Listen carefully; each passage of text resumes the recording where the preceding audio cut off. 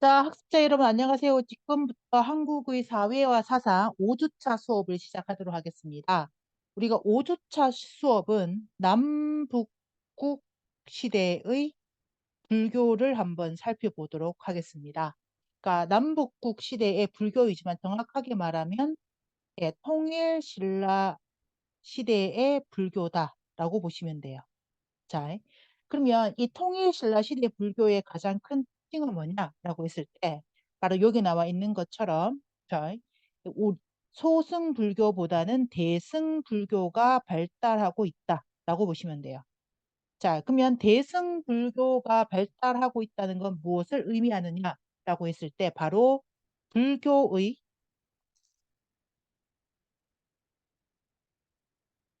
대중화가 이루어지고 있다라는 걸 확인할 수가 있는 거죠. 자, 미리 핵심을 말씀드리면, 자, 그럼 이렇게 왜 불교는, 그쵸? 예, 왕족 불교 또는 귀족 불교에서 민중 불교로 전환할 수밖에 없느냐라고 했을 때, 이거는 시대적 과제죠. 그럼 이 당시의 시대적 과제는 당연히 뭐겠습니까?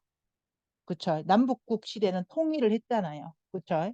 그러면 통일한 국가를, 그쵸? 이 통일 국가를 유지하는 체제가 확립돼야 돼요.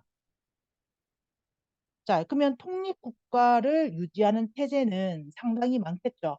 중앙통치조직을 정비한다든가, 지방행정구역을 정비한다든가, 그래서 여러분이 잘 아시는 국서당 십자, 군사조직을 개편한다든가, 그래서 구주 오서경, 그런 구서당 십정 이런처럼 이렇게 넓어진 영토와 인구에 맞는 중앙통치조직이나 지방행정구역을 재편하거나 군사조직을 정비하거나 그쵸, 인재를 교육하고 양성하는 교육제도나 선발제도를 재편하는 방식을 통해서 통일국가체제를 유지해야 됩니다.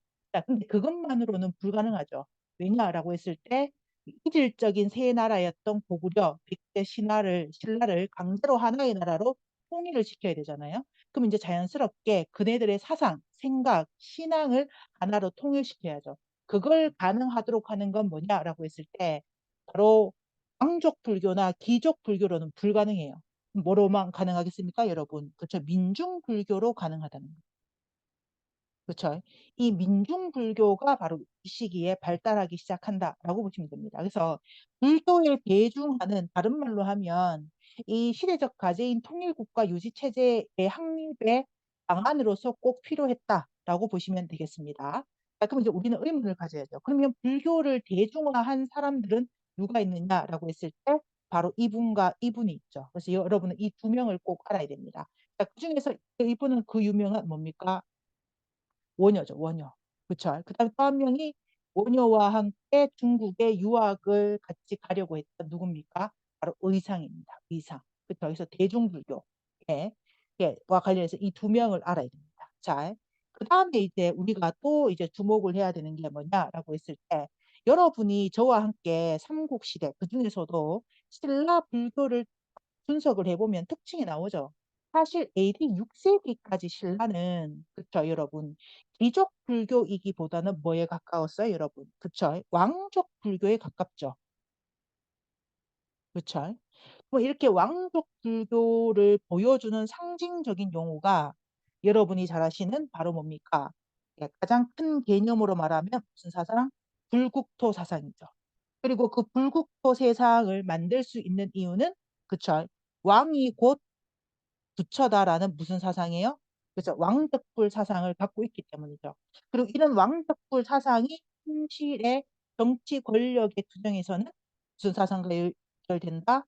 그렇죠. 진종 사상과 연결이 된다라고 보시면 되겠습니다. 그래서 신라는 정확하게 말하면 6세기에 왕족 불교로 시작했다 해도 과언이 아닙니다. 자, 근데 여러분, 자, 불교가 공인된 이후, 즉 도통왕 15년 이후가 되면 이제 어떤 일이 벌어지느냐라고 했을 때 이게 단순히 왕족 불교를 넘어서죠. 있나라고 했을 때 이제는 자, 이 불교가 그쵸? 왕족 불교인 동시에 귀족의 불교가 되는 겁니다. 예.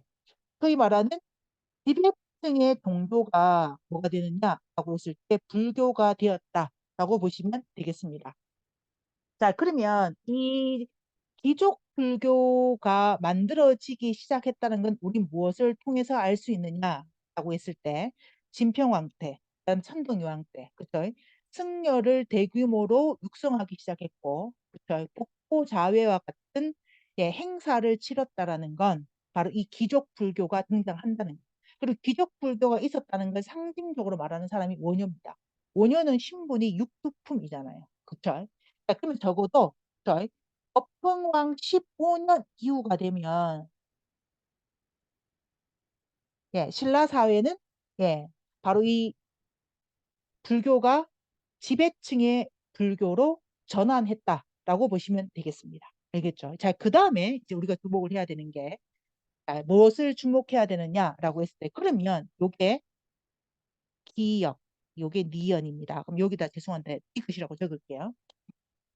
자, 그러면 이렇게 지배층의 불교였던 것이 언제 다시 소위 말하는 민중불교로 전환하냐는 화살표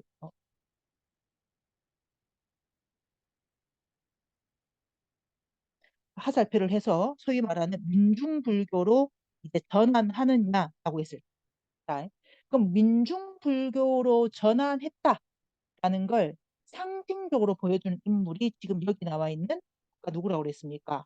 바로 원효와 의상이다라고 말씀을 드렸잖아요. 그렇죠? 그럼 이 사람들은 몇 세기냐라고 했을 때 7세기 말, 그렇죠? 또는 8세기 입니다. 예.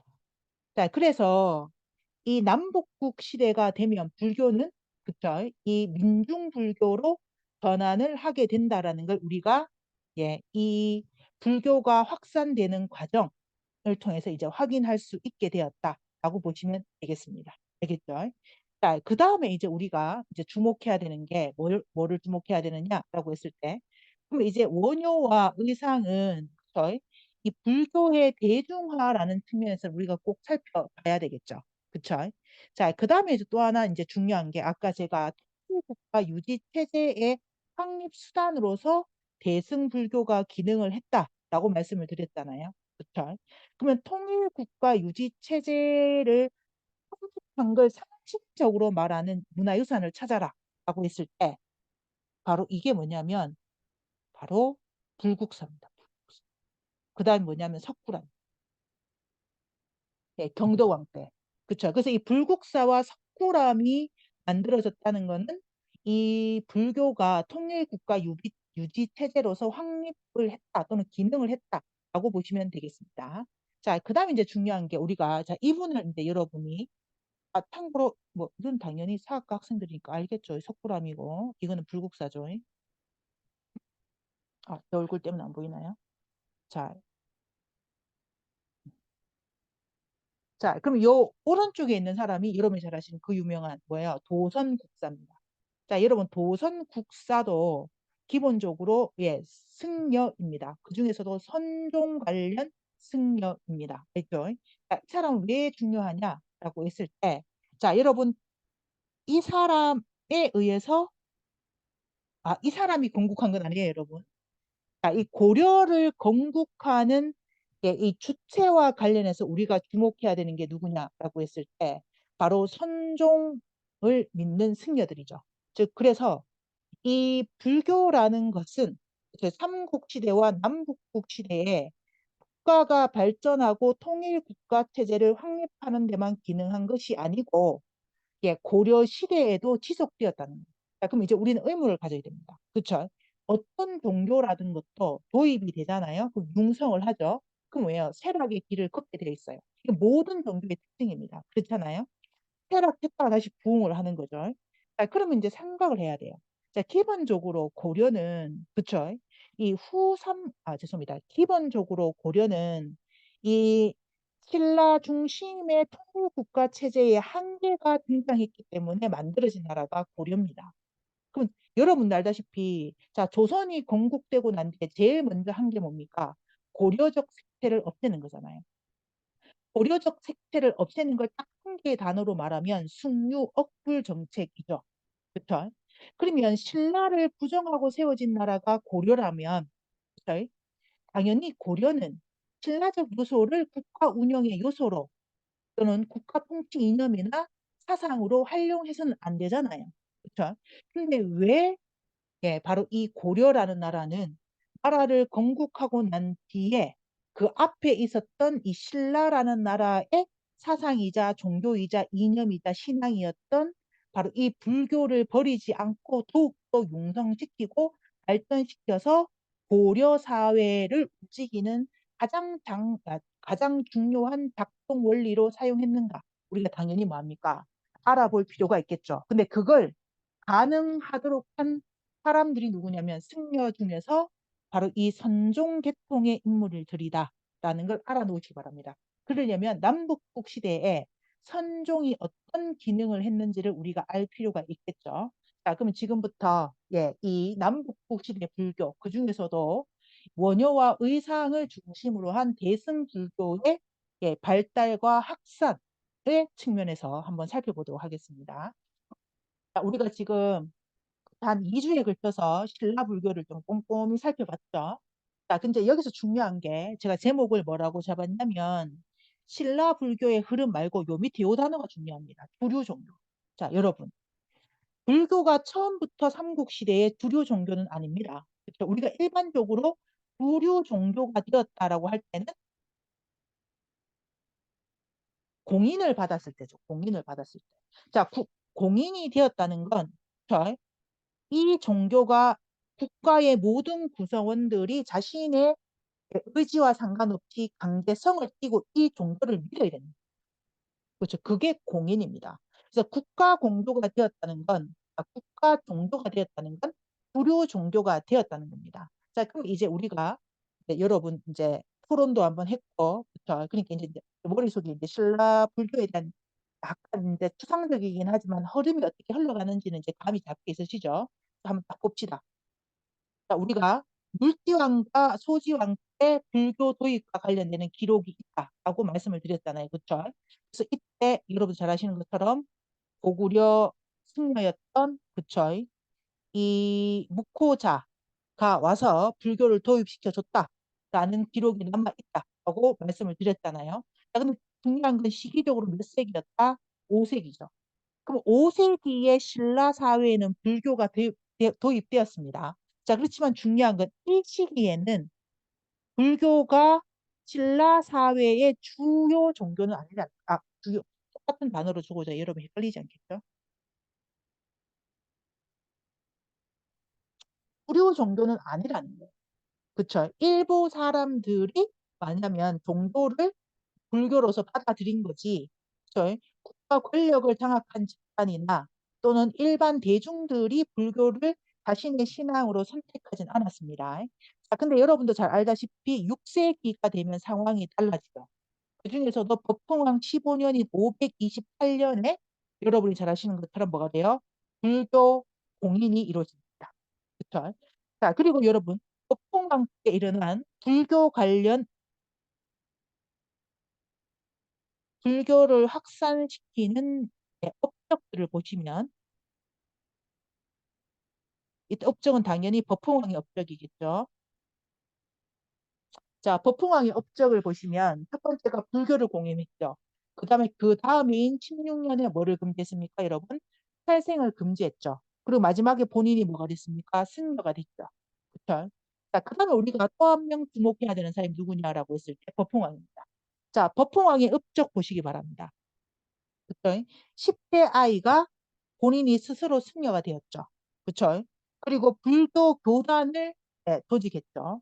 그 다음에 승려를 포함해서 화랑도를 재정비했죠. 그쵸? 그 다음에 흥룡사나 황룡사와 같은 사찰을 건축했죠. 그쵸? 그럼 결국에는 6세기에 신라 사회에서 그쵸? 불교를 국가 종교로 만들고 종교로 만든 사람은 북풍왕이죠. 그리고 그걸 확산시킨 인물은 누굽니까? 진흥왕입니다. 그래서 제가 우리가 토론을 하고 마지막 시간에 제가 말씀드릴 때 자, 생각을 해봐라 라고 말씀을 드렸죠. 그래서 진흥왕의 가장 큰 특징은 뭐예요? 업적을 한마디로 말하면 영토학자이잖아요. 그렇죠? 신라 천년의 역사에서 가장 넓은 영토를 가진 건 어느 나라냐? 진흥왕입니다. 여러분. 남북국 시대의 신라의 영토와 그쵸? 진흥왕이 확보한 신라의 영토는 거의 비슷하다고 생각하시면 돼요. 어떻게 보면 진흥왕이 넓힌 영토가 더 많다고 해도 과언이 아니죠. 자, 그러면 이렇게, 그렇죠. 대규모의 영역 확장이 가능했던 이유는 뭘까? 한번 생각해 봐야 되겠죠. 그쵸? 근데 여러분 아까 말씀드린 것처럼 여기에는 뭐가 있었다? 그쵸? 바로 이 사상의 통일이 가지는 긍정적인 부분이 분명히 존재한다는. 즉, 불교 공인 이후에 신라 사람들이 불교를 통해서 국가가 통합력을 발휘함에 따라서 그쵸? 영역 확장을 할 수 있었다라고 볼 수도 있습니다. 제가 뭐라고 그랬습니까, 여러분? 삼국 통일의 동력은 뭐가 될 수 있다고 그랬습니까? 바로 불교라는 종교가 큰 역할을 했다라고 말씀드린 이유가 바로 이겁니다. 예. 자, 그 다음에 이제 6세기가 되면, 그쵸? 자, 여러분, 6세기가 되면 몇 년이 지났습니까? 그쵸? 산술적으로는 100년이 지났죠. 그쵸? 자, 그러면 이 시기에 6세기, 죄송해요. 7세기에 우리가 주목해야 되는 왕은 누구다? 바로 선덕 여왕이죠. 자, 여러분, 선덕 여왕 때는 제가 말씀드렸죠. 신라 국력이 축소되는 시기라고. 그쵸? 그럼 상식적으로 생각을 해봐요, 여러분. 신라 국력이 축소된 시기가 선덕여왕이고, 선덕여왕이 죽고 난 뒤에 여왕이 진덕여왕이잖아요. 그쵸? 그러면 선덕여왕과 진덕여왕 때는 신라 국력이 완전히 축소됐던 시기예요. 그리고 왕이 된 사람이 누구예요? 바로 김춘추 태종 무열왕이잖아요. 근데 그렇게 약소국이 어떻게 고구려를 멸망시키고 신라를 멸망시키냐는 그죠? 나당 동맹을 결성하고 거기에는 분명히 이유가 있다. 바로 그 이유가 아까 말씀드린 것처럼 우리는 불교를 예, 그 중심에 두고 이유를 살펴볼 필요가 있다는 거죠. 왜냐라고 했을 때, 자, 선덕여왕 때는 자, 물리적인 영토로 봤을 때는 국력이 축소됐죠. 그쵸? 자, 근데 여러분, 자, 분황사나 영묘사와 같은 절이 무려 몇 곳이 만들어졌습니까, 여러분? 자, 45곳이 만들어졌습니다, 여러분. 자, 그러면 신라의 웬만한 지역에는 다 뭐가 만들어졌다고 봐야 되겠어요. 그렇죠? 사찰이 만들어졌다라고 봐야 됩니다. 자, 그러면 사찰이 만들어진다는 건 무엇을 의미하느냐라고 했을 때, 여러분 바로 요 밑에 요거와 관련된 거죠. 무슨 집단이 길러진다는 거예요, 여러분. 그렇죠? 승려 집단이 길러진다는 거예요. 그래서 실제로 선덕여왕 때는 100여 명의 성녀를 길러냅니다. 분황사나 황룡사나 예, 흑륜사나 이런 절에 보내서 승려를 길러내요. 자, 근데 승려의 역할은 뭐예요, 여러분? 단순히 본인이 부처가 되고자 하는 신앙인에서 끝나는 게 아니죠. 성녀의 숫자가 늘어난다는 건 다른 말로 하면 오늘날 완전히 현대적인 용어로 적어드릴게요.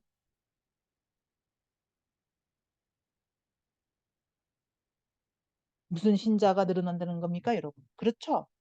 불교 신자가 증가한다는 겁니다. 그렇죠. 자, 그럼 자연스럽게 신라 사회는 그렇죠. 불교 중심으로 그렇죠. 이념이나 종교가 재편되고 집중되겠죠. 그쵸? 그러면 이게 우리가 다른 말로 하면 사상의 통일성 이렇게 부르잖아요. 그쵸? 자, 사상이 통일되면 겁니다, 여러분. 자, 사상이 통일되면 가장 중요한 게 뭐냐라고 했을 때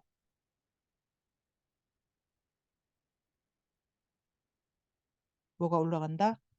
국가 응집력이 올라간다. 당연하잖아요. 그쵸? 그러면 이게 삼국 통일 전쟁기에는 플러스 요인일까요? 마이너스 요인일까요? 그렇죠, 여러분?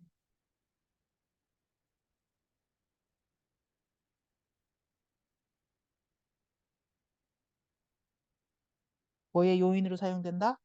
어, 그쵸. 플러스 요인으로 사용된다. 마이너스 요인이 아니에요. 자, 여러분 생각을 해봐요. 자, 전 세계에서 패권 국가 1등은 그쵸? 1980년대 이후부터 지금까지 우리나라 넘버원은 미국입니다. 미국.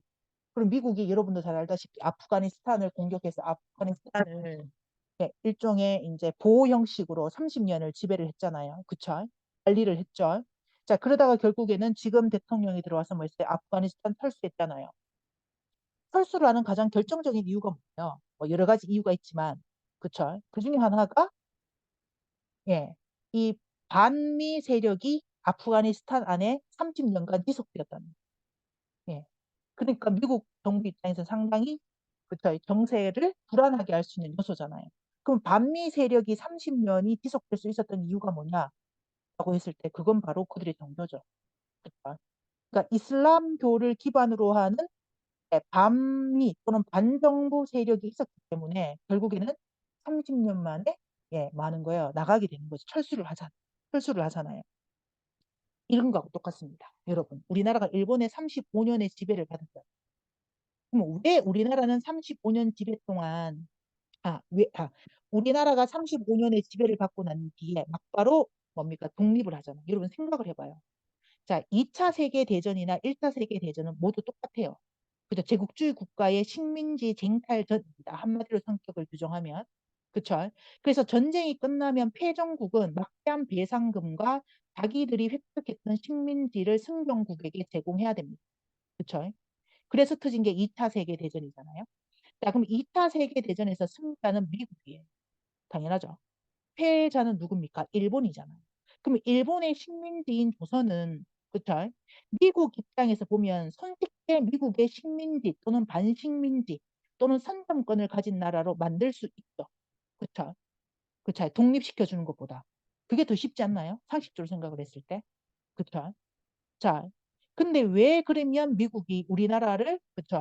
해방이 되고 난 뒤에 3년 만에 나라를 세워줬느냐라고 했을 때 거기엔 여러 가지 요인이 있지만 이 요인을 다 말하면 우리가 수긍 못합니다. 자, 그중에 가장 결정적인 요인은 뭐냐? 35년 동안 우리 조상님들이 독립운동을 했다는 거예요. 그리고 그 독립운동 세력들이 제2차 세계대전에 연합 세력과 연합을 해서 한일전을 펼쳤다는 거예요. 그래서 2차 세계대전 당시에 독립운동가들의 바로 이 항일 전쟁이 기분이 있기 때문에 3년 만에 나라를 정부를 수립해 줄 수 있었다는 걸 우리가 역사적으로 유추해낼 수 있어야 돼. 자, 그러면 생각을 해야 돼. 왜 우리나라 사람들은 35년 동안 독립운동을 할 수 있었냐면 여러분 1년 하기도 어려운 게 독립운동입니다. 35년을 독립운동을 했어요. 그러니까 이승만이나 김구 같은 독립운동가들은 정말 위대한 독립운동가들. 그렇죠? 뭐 다른 거는 이제 해방된 이유는 뭐 설명을 빼고 그러니까 우리가 근대 시기에 나라를 빼앗기고 나라를 되찾는 그 기간으로 따지면 평생을 독립운동을 했단 말이에요. 그러면 그 사람들이 독립운동을 할 수 있도록 만드는 매개체가 있어요. 매개체. 우리 조상님들이 되게 똑똑해요. 그 매개체를 뭐에서 찾았냐면 역사의 유구성에서 찾았어요. 예. 그럼 역사의 유구성을 강조하면 무슨 종교가 발달해야 되느냐? 당군을 뭡니까? 종교로 만드는 대종교가 됩니다. 그래서 1910년대나 1920년, 1900년대, 1920년대까지 우리나라 독립운동가들 중에 다수가 종교로 대종교를 선택한 이유가 바로 이겁니다. 뭐냐라고 했을 때 2천만 사람들을 하나로 모을 수 있는 건 바로 역사의 유구성이고 그 역사의 유구성은 역사를 처음으로 시작한 당군에게서 와야 된다. 자, 그러면 서양과 동양, 특히 우리나라의 가장 큰 차이점은 뭐냐라고 했을 때 서양은 그렇죠. God 하나님이라 불리우는 절대적 신을 기반으로 해서 움직여지는 종교 체계가 있다. 근데 우리 조선에는 그런 GOD와 같은 절대적 신이 없다. 그럼 우리는 절대적 신을 상정하자. 그게 바로 당군을 신격화하는 거죠. 그리고 그걸 바탕으로 해서 대종교를 만들어서 독립운동가들의 중심점을 만든 거예요. 그러니까 10년대, 20년대의 독립운동이 대종교와 뗄래야 뗄 수가 없었다라고 보시면 되겠습니다. 그러니까 일본 애들, 죄송해요. 일본 입장에서 보면 우리나라의 종교 중에 가장 포괄적으로 제거해야 되는 종교가 뭐겠어요? 기독교가 아니에요, 여러분. 불교가 아니에요. 뭐다? 대종교입니다. 그러니까 일본이 조선 총독부가 이 대종교 세력을 약화시키기 위해서 상당한 공을 들입니다. 이런 게 있습니다. 그럼 자, 보세요. 일제강점기 우리나라가 독립운동을 할 수 있었던 구심점 중에 하나는 역사의 유구성, 그거와 관련되는 종교가 뭐야? 대종교다라고 말씀을 드렸잖아요. 그럼 이 시기에 AD 7세기 전쟁이 많았던 시기에 그 역할을 하는 건 이제 뭐가 됐다는 거예요? 신라 사회에서 불교가 됐다. 그렇죠? 그러니까 자연스럽게 뭡니까? 7세기가 되면 그리고 신라가 삼국을 통일하게 되는 동력이 이 불교와 뗄래야 뗄 수가 없다라고 말하는 이유가 바로 여기에 있습니다. 자, 그다음에 또 하나. 자, 여러분. 자, 그러면 여기 도입이 됐잖아요. 도입. 그렇죠? 그럼 요 도입된 시기는 특징이 제가 뭐라고 그랬습니까, 여러분? 요 시기도 그렇고. 자, 자, 제가 쭉 말씀드렸을 때 원래 인도에서 만들어졌잖아요. 인도에서 만들어졌고 그다음에 그게 수입된 게 중국이고 그걸 다시 수입한 게 우리나라잖아요. 고구려 백제 신라. 자, 근데 지금 신라는 예, 묵호자로 대표되는 인물 승려로부터 받아들였단 말이에요. 그럼 이건 어느 나라 불교를 받아들인 거라고 그랬어요, 제가요. 그렇죠, 여러분. 고구려 불교,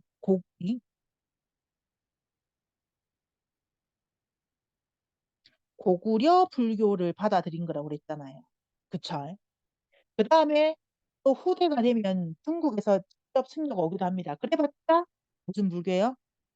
중국 불교죠. 그러면 처음에는 이런 고구려 불교나 중국 불교를 뭐 하는데 그치겠어요, 여러분? 그냥 내용을 이해하는데 그쳐요. 내용이 너무 어렵기 때문에 불교의 교리나 경전 내용이 너무 어렵기 때문에 그 교리 내용의 오류라든가 그 교리가 우리 사회에 맞는다 이런 거 생각 안 합니다. 그냥 수용하기에 버거워요. 버거워. 그러니까 여러분이 그러니까 전공 예를 들면 지금 우리 한국 철학 사상사 있잖아요. 그렇죠? 그러면 이 책을 이제 읽어야 된다고 제가 말씀드렸잖아요. 그럼 이제 수업이 끝나고 난 뒤에 그 부분 찾아서 읽으면 그 부분 다 모르는 단어예요. 그리고 내용을 몰라. 그럼 읽기에 버거워요. 이게 문장이 제대로 구성되어 있는지, 뭐 사실관계가 명확한지 이런 거 잘 모릅니다. 그냥 읽는데 버겁해요. 그게 몇 세기냐면 5세기요, 6세기. 알겠죠? 자, 그런데 여러분 이제 중요한 게 있어요. 자, 여기서 뭐가 중요하냐라고 했을 때 사건여왕을 우리가 중요해요. 자, 100명의 승려를 육성했다라고 나와 있죠. 그 다음에 다장율사를 중국 당나라에 유학을 보냈다고 나와 있죠. 그 다음에 황농사에서 승려 100명을 불러놓고 인왕경이라는 부처님의 말씀이 적힌 책을 악론하도록 이렇게 돼 있잖아요. 자, 그럼 이건 무엇을 의미하느냐라고 했을 때 이제는 수용의 단계를 넘어서 그럼 이제 뭐를 하느냐? 불교를 해석하는 단계가 돼요. 야, 지금 인왕경에 나와 있는 부처님의 말씀이 무엇을 말하는 걸까? 그리고 이 내용을 우리가 현실에서 내가 그쵸? 교리를 따르려면 어떤 실천 방법을 해야 될까? 이런 불교 해석을 해요. 해석. 그리고 뭐를 하느냐라고 했을 때 이걸 조금 넘어서면 이제 제가 말씀드렸죠. 신라 불교를 만들기 시작한다. 만들기. 근데 아직까지 선덕 여왕 때는 요 단계까지는 가지 않았습니다. 무슨 단계에 요 불교를 적극적으로 해석하는 거죠. 자, 딱 동파별로. 그러면 동파별로 불교를 해석하는 수준으로 완전히 불교에 대한 이해 수준이 높아졌죠. 그래서 선덕 여왕 때 이렇게 불교를 대중화시키지 않았다면, 그렇죠? 바로 이 태종 무열왕이 삼국 전쟁에서 과연 승리할 수 있었을까? 그 부분은 우리가 조금 고민해 봐야 될 부분입니다. 그만큼 이 선덕여왕 때 그 사람의 업적은 국력은 축소되었지만 국가를 하나로 조직화하고 통일화하고 중심점을 가지고 응집력을 발휘시킬 수 있는 바로 불교를 만들려고 했다. 이거는 우리가 주목해야 돼요. 그래서 여기 보시면 제가 정립이라고 돼 있죠. 이거는 완전히 했다기보다는 시작했다. 정립하기 시작했다. 시작했다라고 보는 게 맞습니다. 시작.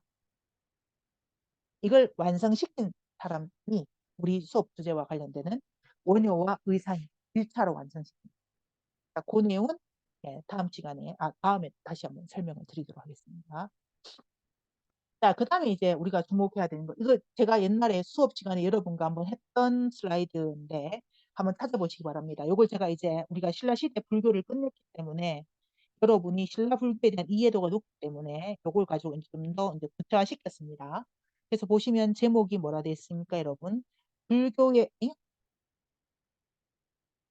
자, 불교의 작동 원리라고 되어 있죠. 근데 이걸 나눠놨습니다. 통일 전, 그쵸? 아, 죄송해요, 여러분. 요건 통일전의 작동 원리입니다. 예. 자, 통일전의 작동 원리를 살펴보도록 하겠습니다. 자, 그 중에서 보세요. 자, 어떤 종교가 있으면 그 종교에서 상정하고 있는 신이 있죠, 신. 그쵸? 그리고 신이 이 뭡니까? 신의 말씀을 인간이 받아들여서 그걸 신앙화하잖아요. 그쵸? 그래서 일차적으로 종교라는 건 신과 인간의 관계입니다. 신과 인간의 관계에서 만들어지는 게 종교다라고 보시면 돼요. 물론 여러분, 선생님, 그러면 개는요, 강아지는요, 자연요, 이렇게 물으면 안 돼요. 자, 그런 것들은 다 어디에 포함되는 거예요? 인간에 포함되는 거죠. 그렇죠? 그래서 첫 번째는 신과 인간의 관계가 있어야 종교가 성립이 됩니다. 알겠죠? 자, 그 다음에 이 인간이 또 인간의 종교라는 측면에서 보면, 그렇죠? 신의 말씀을 적어 놓은, 예, 말씀이 있어야 됩니다. 말씀. 그 다음 두 번째는 뭐예요? 신의 말씀을 실천할 수 있는 조직 또는 교단이 있어야 됩니다. 자, 근데 말씀은 크게 이제 두 가지로 나눠져요. 첫 번째, 신의 말씀에 신의 직접적 말을 적은 것들. 우리가 그걸 뭐라 불러요? 교리. 그쵸? 그리고 교리가 담겨 있는 책을 뭐라 불러요? 경전이라고 하죠. 그쵸?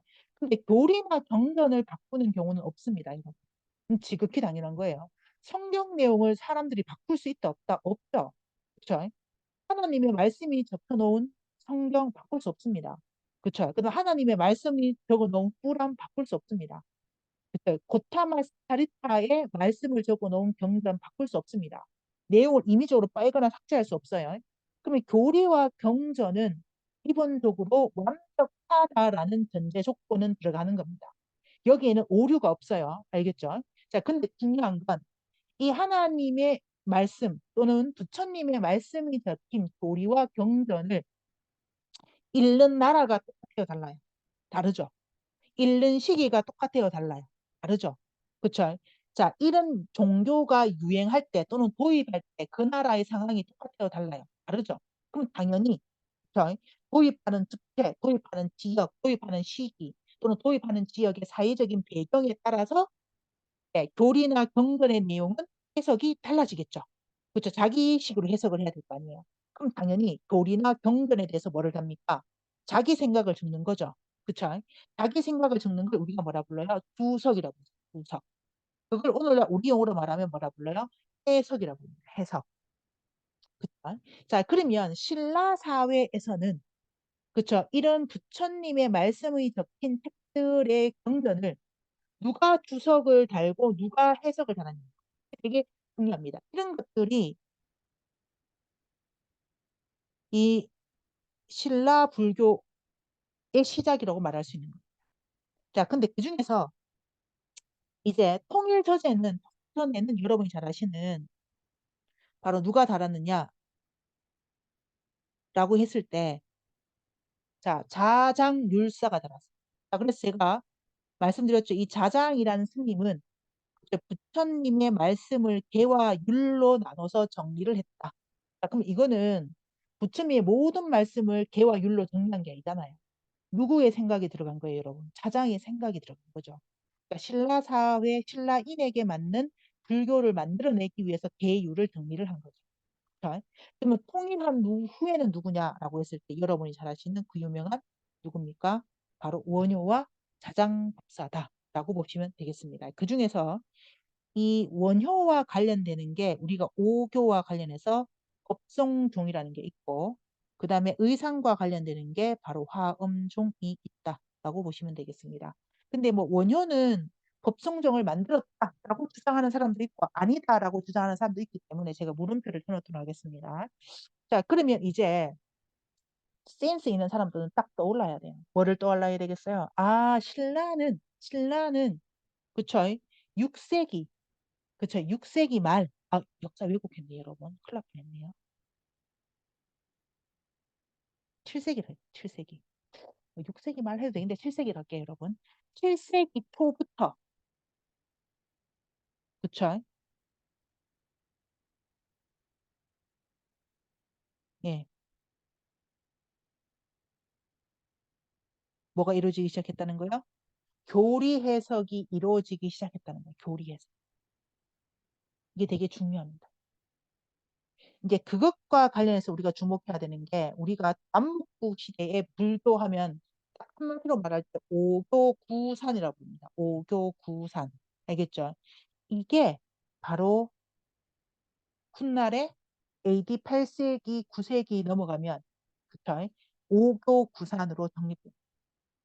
자, 그 다음에 이제 조직입니다. 예, 그쵸? 근데 여러분도 알다시피 이 불교 조직을 가장 먼저 만든 사람은 누구였습니까, 여러분? 그렇죠. 바로 누구였다? 진흥왕이죠. 그쵸? 그 다음에 승려를 길러냈다. 이 사제라는 용어보다는 불교와 관련되는 거니까 승려겠죠, 승려. 자, 승려와 관련되는 건 누구였습니까, 여러분? 법흥왕, 진흥왕, 그 다음에 자, 여러분 자장율사도 결국에 승려잖아요, 승려죠. 자, 그 다음에 중요한 게 뭐예요, 여러분? 이제 신도가 있어야 되잖아요, 신도. 그쵸? 자, 근데 통일 전에는 주로 누가 믿었어요? 아이고야. 왕족이나 귀족들이 많이 믿었죠. 자, 근데 여기 빠졌습니다, 여러분.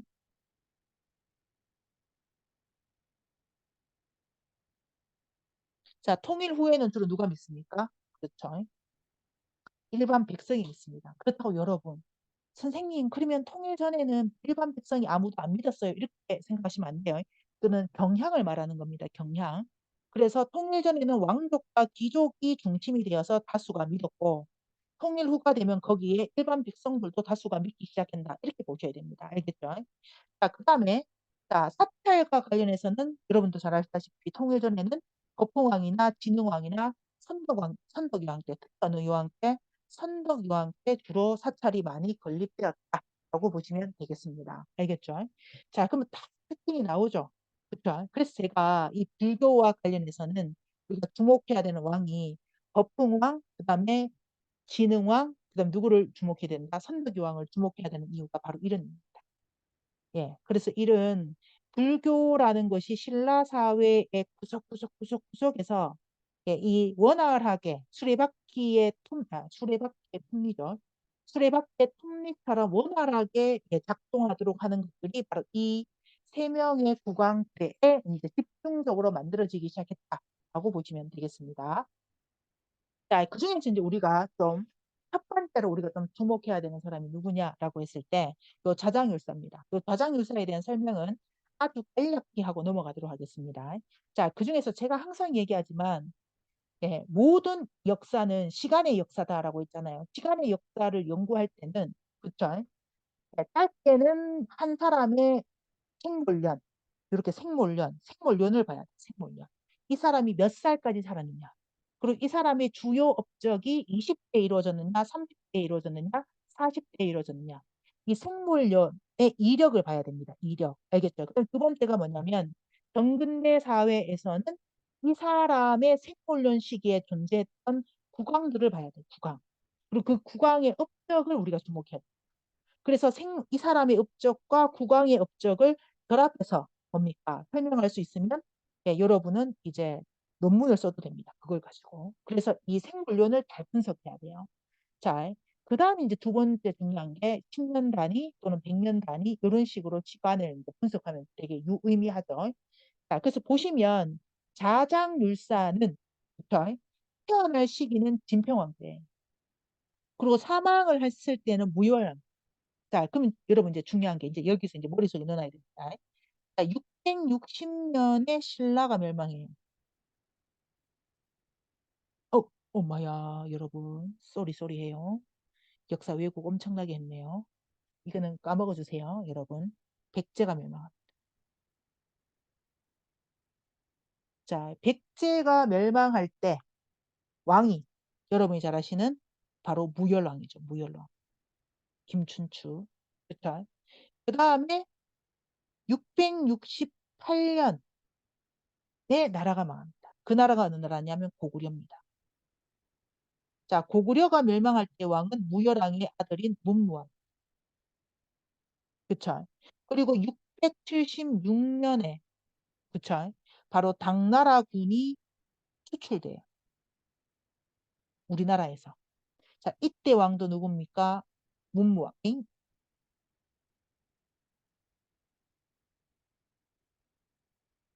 무슨 왕이다? 문무왕입니다. 문무왕. 요거를 딱 머릿속에 넣어놔야 됩니다, 여러분. 그래야 여러분이 이 통일신라 시대, 예, 요 삼국 시대에서 통일신라 시대로 넘어가는 요 삼국 통일 전쟁 시기 상황을 딱 파악할 수 있습니다. 자, 요걸 딱 해놓고. 자, 그러면 딱 보시면, 아, 이 사람은 무료랑 5년에 죽었는데 658년에 죽었잖아요. 그럼 아직까지 신라가 삼국을 통일하기 전에 돌아가신 분이죠.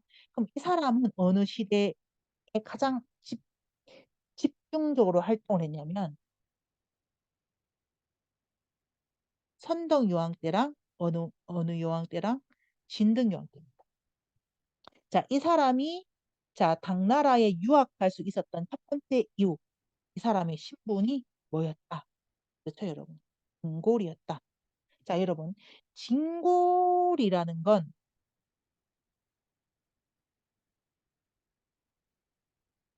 이 사람이 왕족이라는 거죠. 그러면 신라의 왕족 또는 신라 왕실이 왕족을 승려로 만들어서 왕족이 불교 사상을 독점하겠다는 의도가 명확히 드러나는 겁니다. 이거는 예, 불교 사회는 어느 나라에서나 등장해요. 그래서 고려 시대에도 그쵸? 이렇게 왕족 중에서 출가를 하는 왕족들이 꽤 있습니다. 그리고 그네들이 뭐가 되느냐? 국사 또는 왕사가 되어서 고려 불교의 이념과 사상을 장악하고 불교 교단을 장악해서 예, 왕족 중심의 예, 이 불교 시스템을 확립하고 유지하려고 합니다. 그거는 어느 시대도 마찬가지다. 그렇죠. 고려 시대도 그랬으니까 당연히 죄송해요. 신라 시대도 그렇습니다. 그러니까 요거 주목해야 됩니다, 여러분. 자, 그 다음에 사람이 두 번째 우리가 주목해야 되는 게 당나라의 유학을 갔다고 했잖아요. 근데 이 사람이 유학을 가려면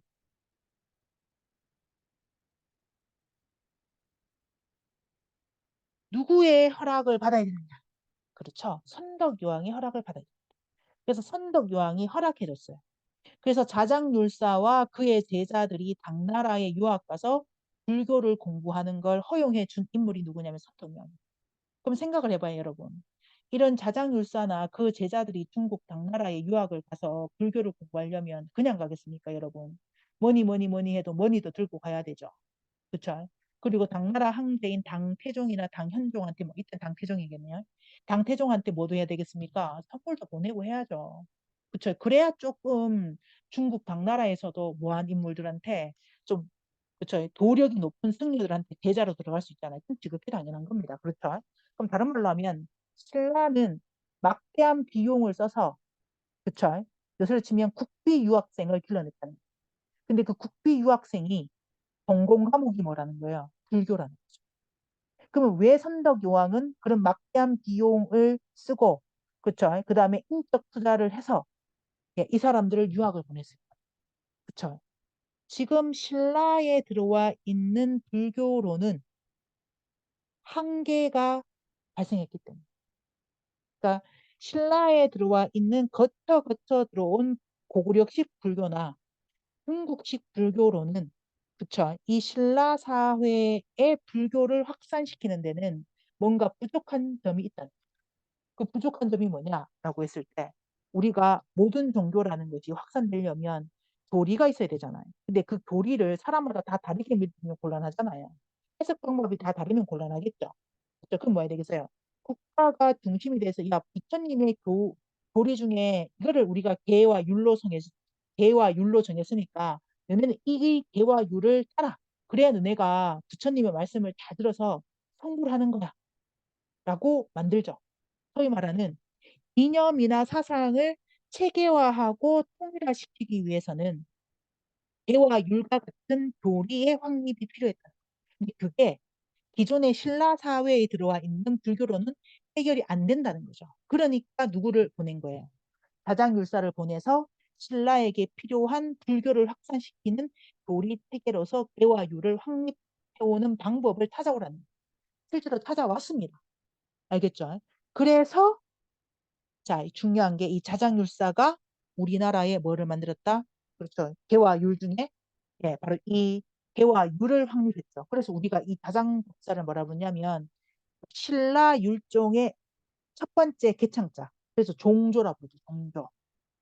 예, 첫 번째 개창자. 자, 그리고 여러분도 잘 알다시피 무슨 무슨 설? 그렇죠. 불국토설을 확립한 사람 누구냐면 자장율사. 그래서 신라를 빛낸 신라의 10명의 승려. 신라를 빛낸.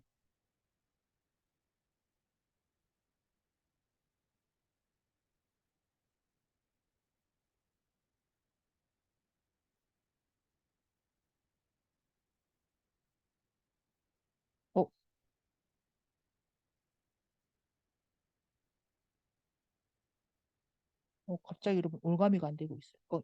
음? 지우고 적는 게 더 빠르겠네요. 신라를 뱉는 10명의 승려에 누가 들어가느냐. 바로 이 자장유사가 들어갑니다. 그럼 여러분 생각해 보니까 딱 이 사람이 신라를 빛낸 10명의 승려 중에 한 명이 될 값어치가 있죠. 그쵸? 있나? 라고 했을 때 도리의 태계화잖아요.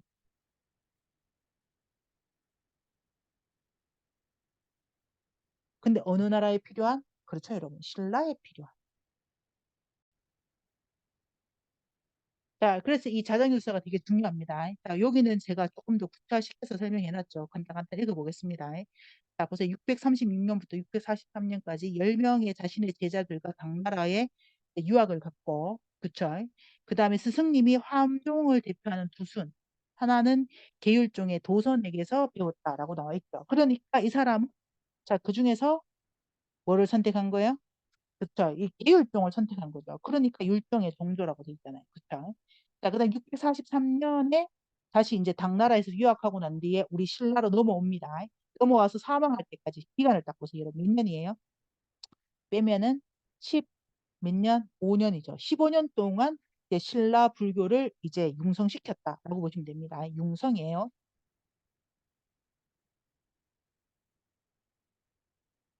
융성. 자, 그 중에서도 첫 번째 보시면, 자, 바로 644년에 분황사에 거주를 했죠. 그리고 진흥왕 때 만들어졌던 승관 조직인 그때 국통도 아니고 뭐가 돼요? 대국통으로 임명이 되죠. 자, 그다음 645년에는 항룡사 국통 목탑을 본인이 건립을 하고, 예, 그다음 항룡사의 두 번째 주지가 됩니다. 알겠죠? 그리고 항룡사에서 보살계보론을 강론을 하고, 그다음 하음경을 강론을 하죠. 그다음에 뭐를 건설했다? 오늘날 이게 지금 통도사잖아요, 여러분. 통도사. 이 통도사는 우리나라에 그쵸, 3대 사찰이 있어요. 그게 불법승입니다. 그 중에서도 불법 사찰로 유명한 곳이 통도사인데 이 통도사를 누가 건립했느냐라고 했을 때 바로 이 자장율사가 건립한 걸로 추정이 됩니다. 자, 그리고 사망한 후에는 바로 흥룡사 금당에 모셔졌습니다. 자, 여러분 흥룡사 딱 기억나시죠? 그쵸? 불교 공인 이후에 최초로 지어진 사찰. 그쵸? 네, 그리고 이게 어디였어요? 홍윤사였잖아요. 그쵸? 자, 그럼 이제 딱 나오죠. 다장유사에 대해서 우리가 알아봤습니다. 아, 그런데 이제 우리가 자장율사 중에서 이제 우리가 주목해야 되는 게 제가 이 불국토 사상이다라고 말씀을 드렸죠. 자, 불국토 사상을 확립했다라고 아까 여기 나와 있었죠. 이 불국토 사상 어디 갔노? 예, 여기 나오잖아요. 불국토 사상을 확립했다. 자, 그것과 관련해서 삼국유사 권사 탑장편에 보면 요게 그 자장율사가 황룡사 여러분 오타가 났네요. 예, 황룡사 구축 목탑을 건립하는 설화가 나와 있습니다. 요거는 상상도죠, 상상도. 자, 여기 딱 한번 읽어볼게요, 여러분. 아이고야. 자, 자장이 당나라에 있을 때 어떤 신인이 나타나 너희 나라 황룡사에는 내 자식인 호범룡이 그쵸 범왕의 뜻을 받들어 선덕여왕을 모시기 위해서 가 있으니 그대가 귀국해서 황룡사의 국중목탑을 세우면 주위의 여러 나라가 스스로 항복할 것이다. 자, 그럼 이제 뭐예요? 스스로 항복한대.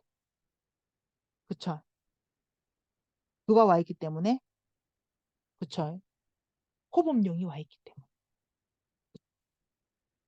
그러면 당연히 뭐를 세워야 되겠어요, 여러분? 절을 지어야죠. 그러면 요거는 이제 센스 있는 사람들은 딱 답이 오죠. 그쵸? 이게 아까 말씀드렸잖아요. 선덕여왕 때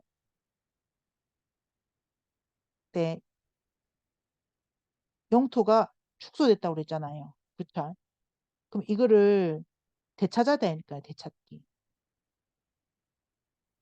그쵸? 근데 중요한 거는 신라 최대의 영광은 어느 왕 때예요? 진흥왕 때죠.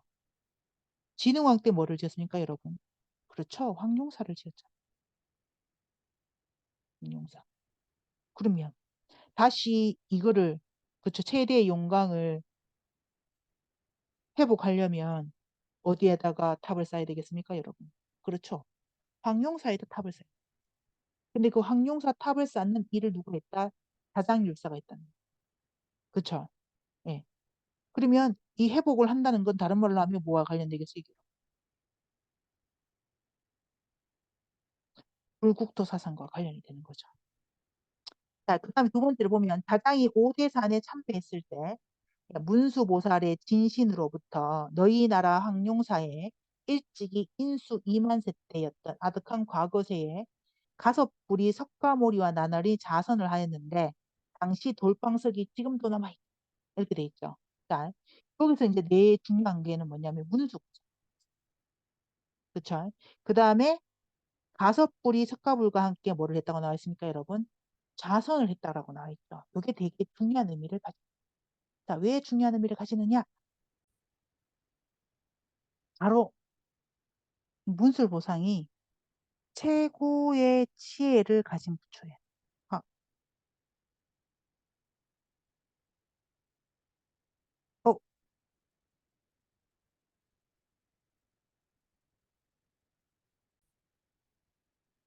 아, 어, 여러분 죄송합니다. 갑자기 제가 잘못 건드려가지고 꺼져서 다른 화면으로 잠시 넘어갔습니다. 그래서 문수보살은 불교에서 최고의 지혜를 가진 부처입니다. 그 다음에 가섭불은 부처님 이전에 깨달은 사람이 7명이 있거든요. 그래서 우리가 그거를 뭐라고 하냐면 과거 칠불이라고 불러요. 그래서 이 과거 칠불은 부처님 이전 시대에 깨달았던 7명입니다. 그 중에서 6번째 깨달은 인물이 누구냐면 가섭불입니다. 자, 이건 무엇을 의미하느냐라고 했을 때 이 오대산을 그쵸? 문수보살 신앙의 중심지로 만든 인물이 누구냐라고 했을 때 바로 자장이라는 거예요. 그래서 여러분 답사 가시면 이 오대산 하면 딱 떠오르는 대표적인 절 중에 하나가 뭐예요? 월정사라고 있죠. 월정사. 그래서 이 월정사가 바로 이 자장율사가 이 문수보살 신앙을 중심으로 해서 만든 절 중에 하나다라고 보시면 됩니다. 지금은 또 성격이 또 달라질 수 있습니다, 여러분. 그 다음에 이 자장율사가 죽고 난 뒤에 그 선정이 든 것도 어디냐면 이 오대산에 있는 한 암자입니다. 그래서 우리나라에서 이 오대살은 문수보살의 성지다라고 보시면 됩니다. 그걸 만들어낸 사람이 바로 자장이다라고 보시면 되겠습니다. 이건 뭐를 의미하겠어요, 여러분? 오대산은 어디예요? 그것도 답이 나오죠. 지금 오늘날 영토로 따지면 어디예요? 강원도죠, 강원도. 예. 그러면 이 신라가 강원도 일대직을 어느 나라의 영역으로 딱 낌찍했다는 거예요, 여러분. 그쵸? 신라 영토로 딱 낌찍했다는 거예요. 영원히 신라 영토로 만들겠다. 그 뭐를 통해서 만들겠다? 진흥왕 때 전쟁을 통해서 물리적으로 통일을 해서 그 영토를 장악했다면 이제 이념을 통해서 그 지역을 신라 영토로 딱 확립하겠다라는 걸 상징적으로 보여주는 거죠. 이런 방식은 많이 쓰는 방식입니다. 자, 그 다음에 이제 우리가 조금 쉬운 듯 하면서 이제 어려운 내용을 한번 살펴보도록 하겠습니다. 자, 그 중에서 이제 우리가 불교의 가장 핵심되는 교리를 알아야 됩니다. 불교의 핵심 교리를 이해하지 못하면 우리가 오늘 수업하는 이 소위 말하는 불교 종파에 대한 이해를 못해요. 알겠죠? 불교 종파에 대한 이해를 못하면 불교 교리를 제대로 이해하지 못했어요. 그럼 불교 교리를 제대로 이해하지 못하면 통일신라 시대 불교를 제대로 이해할 수 없습니다. 그래서 우리가 교리를 알아야 바로 이 종파 불교의 특징을 알고 종파 불교를 알아야 남북국 시대의 불교를 제대로 알 수 있다. 이렇게 보시면 되겠습니다. 알겠죠? 그 중에서 여러분도 알다시피 우리나라의 삼국시대, 특히 통일신라 시대의 불교는 대부분 중국으로부터 수입을 하잖아요. 그렇죠? 그렇기 때문에 우리가 중국 불교에 대한 이해를 좀 알아야 됩니다. 근데 그 중에서 여러분 제일 중요한 게 중국에서 예, 이 가장 불교가 성행했던 융성했던 시기는 사실 수나라 당나라 때. 그러니까 왜 수나라와 당나라 시기에 이런 중국 불교가 융성할 수밖에 없었느냐라고 했을 때 그거는 바로 이제 인도식 불교가 아니고요. 중국식 불교가 만들어져요. 중국화된 불교. 그러니까 중국 불교. 독자적인 중국 불교가 만들어지죠. 그러니까 그게 이제 종파 불교라고 우리가 부르기도 하잖아요. 그렇죠? 그래서 이 중국 불교를 우선 이해해야 돼요. 예. 그래서 제가 제목을 삼중국 불교, 예, 불교 종파의 확립과 그다음에 핵심.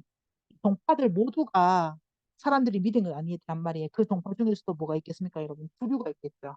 그래서 이 불교 종파, 그리고 그 중에서 주류가 되는 종파에 대한 이해를 우리가 할 필요가 있다라고 보시면 되겠습니다. 자, 그 중에서 크게 우리가 네 개를 좀 알 필요가 있습니다. 그래서 지금 제가 종파를 네 개를 딱 적어놨죠. 하나는 천태종, 하나는 뭐 요거는 여러분 육아법상종이라고 제가 적어놨는데 그냥 여러분 법상종 해도 됩니다. 법상종. 자, 두 번째는 화음종, 세 번째는 선종입니다. 선종. 알겠죠? 자, 근데 그 중에서 이제 이 선종은 오늘날의 조계종과 연관이 된다라고 보시면 됩니다. 우리나라의 현재 불교 종파 중에서 가장 규모가 큰 게 조계종이잖아요. 근데 그 조계종이 거슬러 올라가면 선종과 관련이 된다라고 보시면 되겠습니다.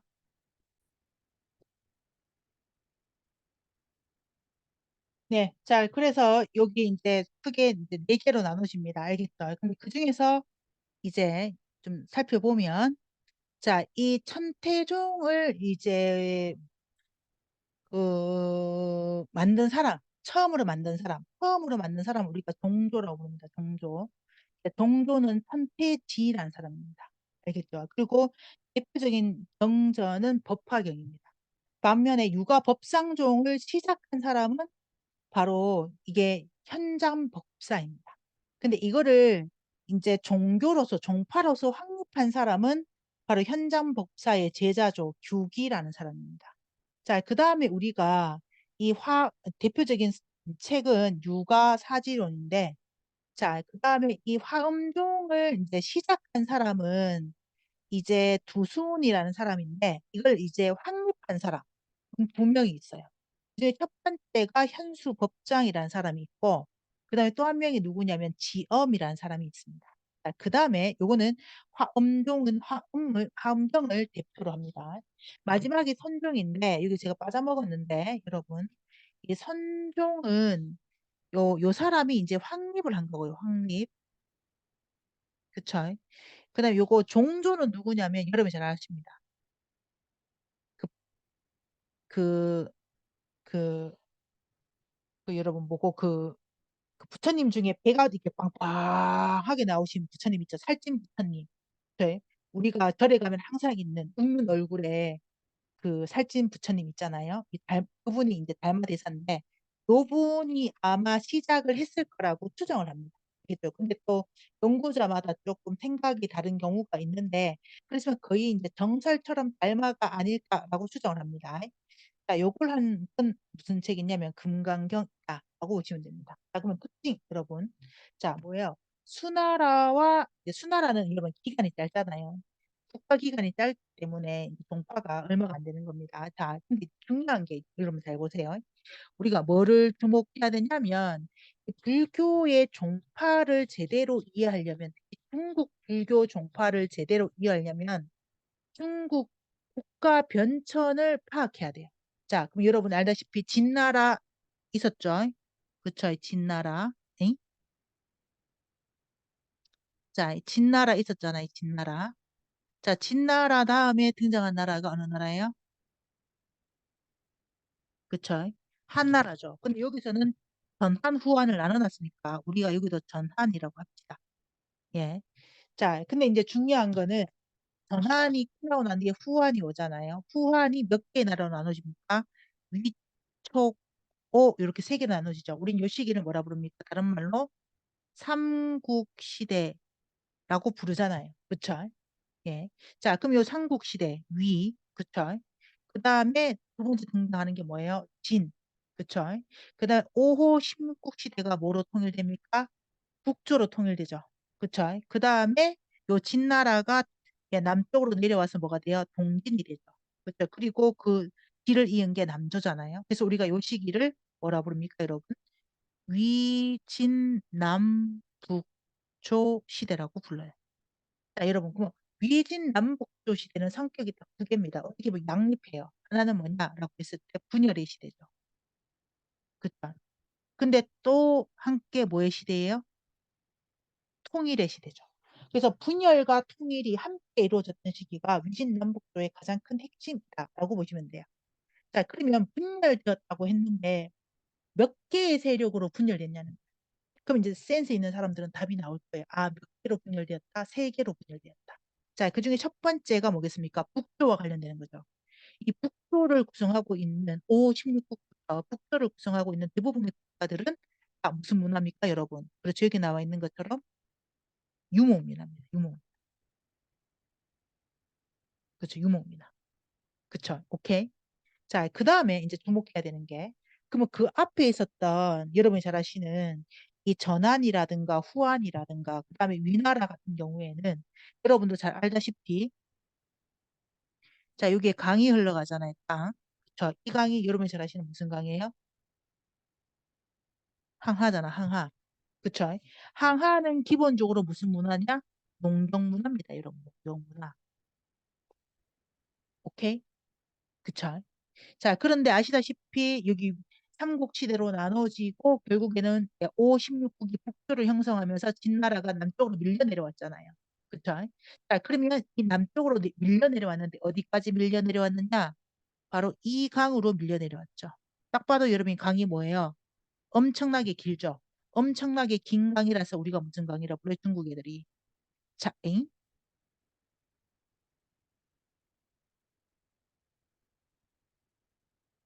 장강이라 부르잖아, 장강. 우리나라는 장강이라는 용어를 안 쓰고 양쯔강이라는 용어를 쓰는데 양쯔강은 장강의 하류 지역을 부르는 강이름입니다 그래서 실제로는 장강이라고 보시면 돼요. 자, 여기는 사실 농경 문화는 자, 똑같은 농경 문화인데 좀 질이 달라요. 자, 어떤 질이냐라고 했을 때,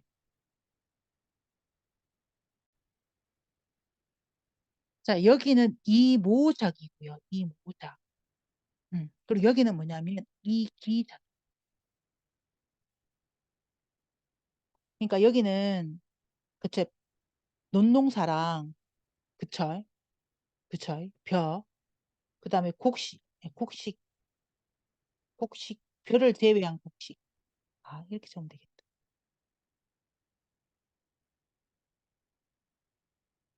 네 논농사와 밭농사가 같이 이루어진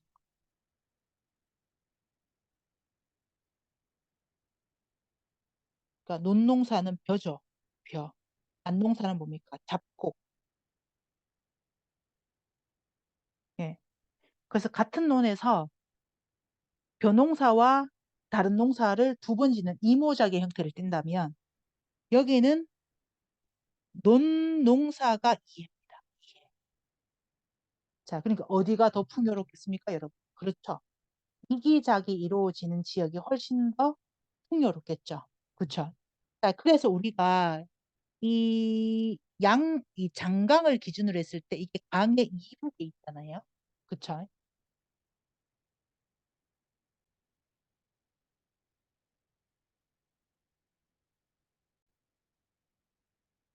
네, 이렇게 봤을 때 요 지역이 여러분 하북지대예요, 하북지대.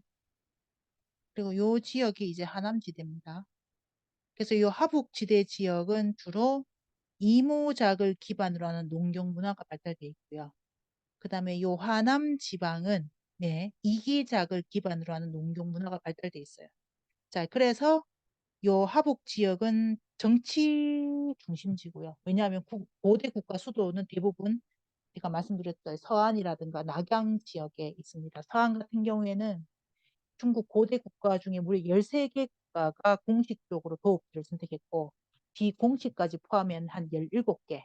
그 다음에 이제 러양이라 불리우는 낙양 같은 경우에도 무려 한 7개 국가가 수도를 했어요. 그러니까 이곳은 당연히 정치의 중심이죠. 자, 반면에 이 화남 지역, 양쯔강 일대 지역에 있는 화남 지역은 이제 경제력의 중심지다라고 보시면 돼요. 자, 그럼 여러분 보세요. 자, 유목 문화는 군사력 문화죠. 자, 요게 군사력. 그쵸. 그 다음에 또 뭐예요? 농경문화인데 그중에서 이건 정치 중심이죠. 하복지방은. 그 다음에 화남지방은 경제력 중심이잖아요. 농경문화지만. 그러면 유목문화랑 그쵸. 경제력 중심의 농경문화랑 정치력 중심의 농경문화는 예, 사람들이 살아가는 삶의 조건이나 모습이 똑같겠어요, 다르겠어요? 다 다르겠죠. 그렇죠? 그럼 이렇게 다르게 세 개의 문화권이 만들어진 건 무슨 시대가 있었기 때문에 가능해진 거예요? 그렇죠, 여러분. 위진남북조 시대가 예, 분열되어 있었기 때문에 가능한 겁니다. 근데 그걸 통일한 나라가 어느 나라예요? 수나라죠. 자, 그럼 여러분이 수나라 문제입니다. 수 문제. 여러분이 수 문제면 제일 먼저 뭐를 해야 되겠어요, 여러분? 그렇죠. 그렇죠. 분열되었던 중국을 통일시키는 방법에 대해서 꼭 해야 되겠죠. 그래서 여기 보시면 세계 문화권을 통일을 이룩하는 방법은 뭘까? 자, 그럼 방법은 지금 여러분 답이 나왔잖아. 우린 사상사를 하기 때문에 방법은 바로 뭐를 통해서 하겠다는 거예요? 그렇죠. 불교를 통해서 하겠다는 거예요. 불교. 예. 근데 지금 보시면 근데 불교 중에서 어느 종파를 할 거냐는 거예요. 이게 되게 중요합니다. 어느 종파를 할 것이냐. 어느 종파를. 예. 근데 그 중에 수나라는 결정이 났어요. 지금 종파가 제가 하나밖에 안 적어놨잖아요. 무슨 파를 통해서 통일을 하겠다? 그렇죠. 천태종을 통해서 통일을 하겠다라는 겁니다. 자, 근데 기간이 되게 짧아요. 여기 보시면 국가 존속 기간이 달랑해서 몇 년입니까, 여러분? 9 더하면 27년밖에 안 돼요. 아, 37년이네. 37년밖에 안 되죠. 기간이 되게 짧잖아요. 그럼 수나라가 망하고 난 뒤에 등장한 나라가 어느 나라예요? 당나라죠. 그럼 당나라도 수나라와 똑같은 통일을 생각을 하겠죠. 자, 그러면 여기 보시면 자, 통일을 이룩하는 방법은 뭐냐? 똑같죠, 정답은. 뭐를 통해서 하겠다? 자, 불교를 통해서 하겠다. 근데 중요한 건 자, 이 당나라는 불교를 통해서만 통일을 이룩하려고 하지 않습니다. 뭐를 통해서도 통일을 하려고 하냐면 도교를 통해서도 통일을 하려고 해요. 자, 그럼 왜 두 개냐라고 했을 때 당나라를 건국한 이 이세민 집안이랑 그쵸 알겠죠? 도교를 창건한 사람이랑 성씨가 똑같아요. 그러니까 이세민 입장에서는 자기 집안의 종교인 도교를 통해서 당나라를 통일할 생각이었던 거죠. 근데 결국에는 당태종 때가 지나면 그런 생각은 버려요. 왜냐? 당태종은 적극적으로 불교를 수용해서 불교를 기반으로 해서 나라 사회를 통일시키려고 노력을 합니다. 알겠죠? 자, 그러면 이 불교가 이제 당나라 시대에도 이제 통일의 방법으로 선택이 됐는데 자, 그럼 어떤 종파가 선택이 되었느냐, 살아남았느냐라고 했을 때 지금 보시는 것처럼 그게 세 가지 종파가 살아남았습니다. 자, 제가 중국 불교를 설명드리는 이유는 이게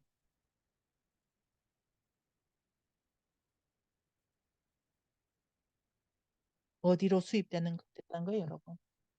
통일신라로 수입됐어요. 통일신라. 자, 그럼 이제 여러분 답을 알아요. 왜 통일신라로 중국의 이런 종파 불교, 특히 주류 종파가 수용이 되느냐? 똑같아요. 아까 제가 말씀드렸죠. 통일국가 시기에 시대 가자는 뭐라고요? 그렇죠. 통일국가 유지 체제를 확립하는 거죠.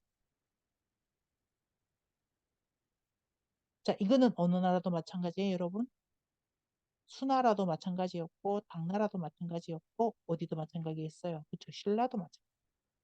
그러니까 신라 입장에서는 가장 손쉽게 자기들의 시대적 과제를 해결할 수 있는 방법은 자신과 똑같은 고민을 하고 있던 수나라, 당나라가 만들어 놓은 방법론을 그대로 갖다 쓰면 되죠. 그러니까 이 중국에서 만들어진 이 불교 종파가 남북국 시대, 통일신라 시대의 불교로 신라에 들어오기 시작한다. 이렇게 이제 여러분이 알고 계시면 되겠습니다.